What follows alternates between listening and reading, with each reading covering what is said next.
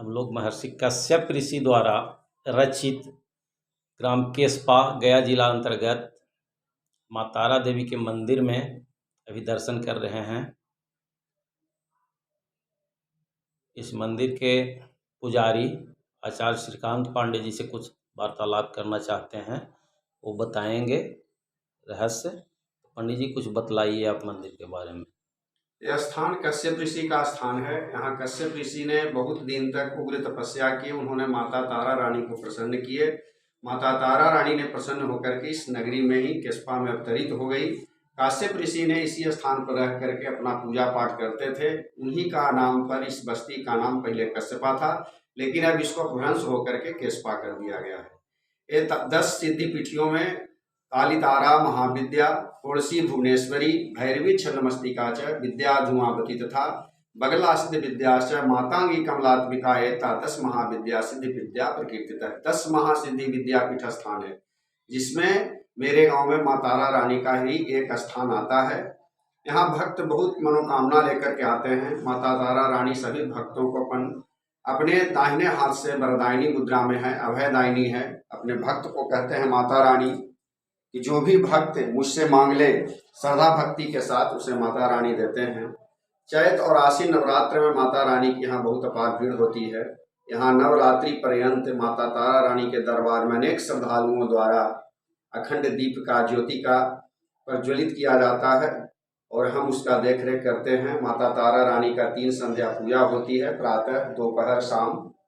इसमें प्रातः माता तारा रानी के पूजन में नैवेद्य का भोग लगता है। इसके बाद दोपहर में दूसरे चीज का भोग लगता है, सायंकाल में तीसरे चीज का भोग लगता है। माता तारा रानी का यह मंदिर गया जिला से मुख्यतः 38 किलोमीटर दूरी पर एक केस्पा बस्ती में स्थित है।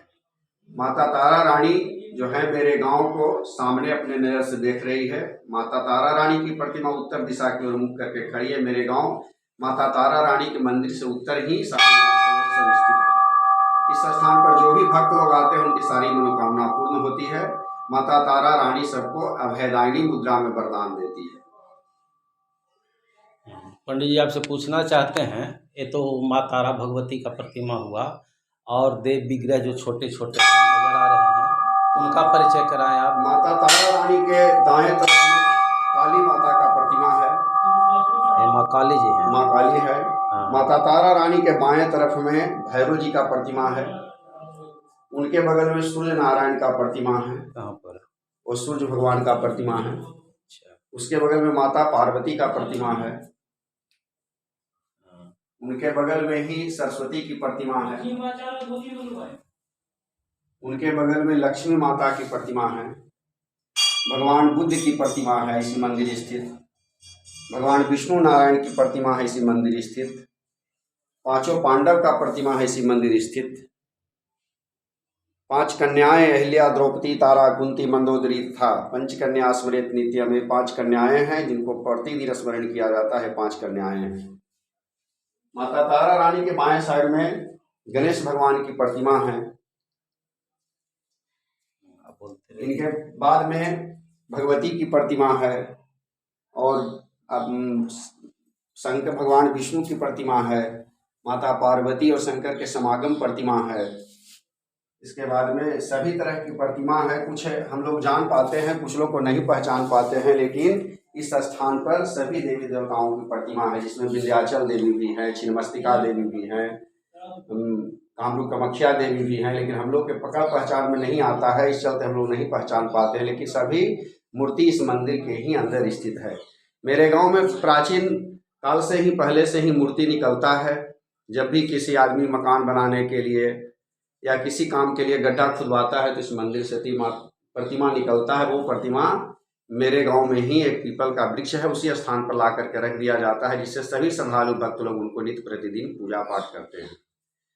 माता तारा रानी की 3 शाम में जा करके लोग को देखने की चीज है, कोई बताने की बात नहीं। जब बैठ करके प्रातः काल में देखेंगे तो माता रानी का बिल्कुल बाल अवस्था का स्वरूप दर्शन होता है।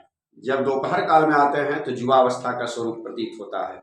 जब सायं काल में आते हैं तो वृद्ध रूप की प्रतिमा में चेहरा देखने को मिलता है।